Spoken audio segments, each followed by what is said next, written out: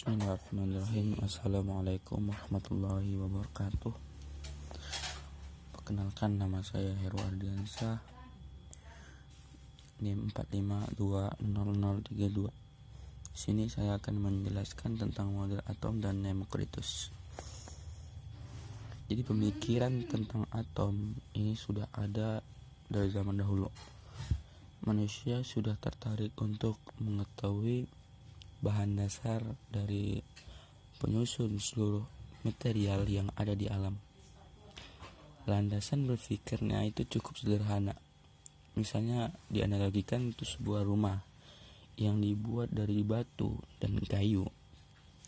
Kemudian batu tersebut tersusun oleh partikel-partikel batu yang lebih kecil dan seterusnya. Akhirnya mereka sampai pada kesimpulan bahwa bahan semua material dan zat yang ada di alam ini itu disusun oleh suatu bahan dasar.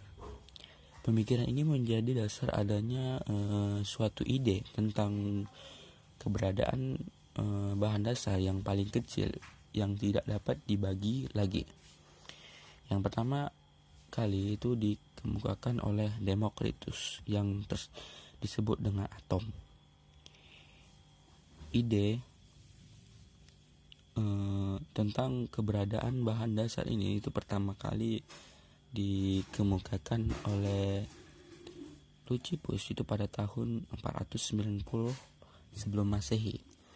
Kemudian Demokritus pada tahun 470 sampai 380 sebelum Masehi itu mengembangkan pendapat yang dimukakan oleh Leucippus ini dengan memberi nama atomos untuk bahan dasar tersebut, dan nama atomos ini itu diambil dari bahasa Yunani yang berarti tidak dapat dibagi lagi. Jadi Demokritos itu menyatakan bahwa semua material dan zat yang ada di alam ini itu disusun oleh bagian terkecil yang tidak dapat dibagi lagi, yang disebut dengan atom. Jadi alasan ini tuh berdasarkan observasi di mana butiran pasir itu dapat bersama-sama membentuk sebuah pantai. Misalnya analoginya gini, dalam analoginya ini pasir sebagai atom dan pantai adalah senyawa gitu. Analogi ini kemudian dihubungkan dengan pengetahuan Demokritus terhadap atom yang tidak dapat dibagi lagi. Jadi atom ini tidak bisa dibagi lagi. Walaupun sebuah pantai dapat dibagi ke dalam butiran pasirnya, namun butiran pasir ini tidak dapat dibagi lagi dan tidak dapat dibagi-bagi lagi. Demokritus juga beralasan bahwa atom sepenuhnya padat dan tidak memiliki struktur internal. Dia juga berpikir harus ada ruang kosong antara atom untuk memberikan ruangan pada pergerakan atomnya, seperti pergerakan dalam air ataupun udara, atau fleksibilitas si benda padat, bahwa si benda padat tersebut.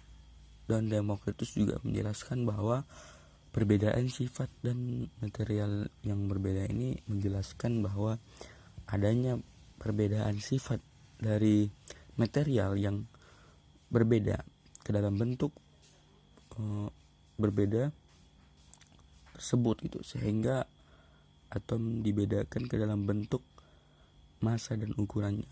Dengan model atomnya, Demokritus mampu menjelaskan bahwa semua yang kita lihat terdiri dari bagian yang lebih kecil yang disebut dengan atom. Demokritus juga beranggapan bahwa ada tak terhingga jenis atom di alam semesta, di mana masing-masing atom ini mempunyai sifat-sifat tersendiri.